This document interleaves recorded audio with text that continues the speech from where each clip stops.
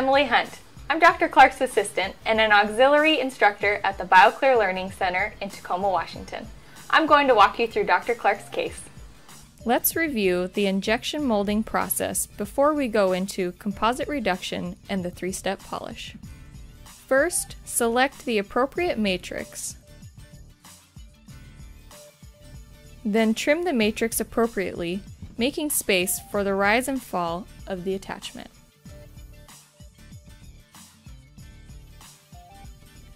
With the matrices in place, etch the entire tooth.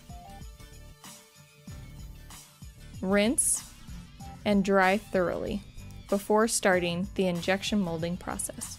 The first step of injection molding is to wet the entire tooth with adhesive. Air thin, then inject heated flowable apically into all interproximal spaces. Inject flowable from facial and lingual. Inject the heated composite into the pool of uncured flowable. Use intentional excess to avoid any underfilled areas.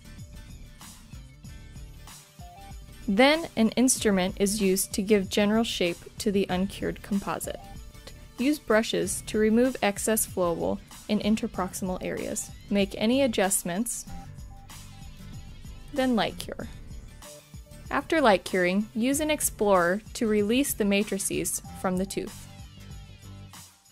After your gross contouring is complete, using your coarse diamond and disc, you'll start the three-step polish.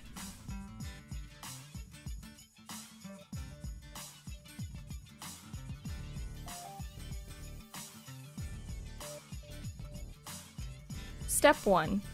Use a shofu brownie to marginate the composite. If you're using an electric handpiece, reduce the RPMs to 12,000. Step 2.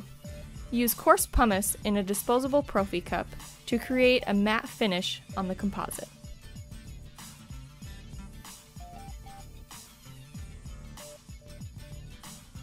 Step 3.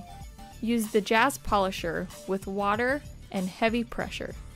This will create the long-lasting high shine polish.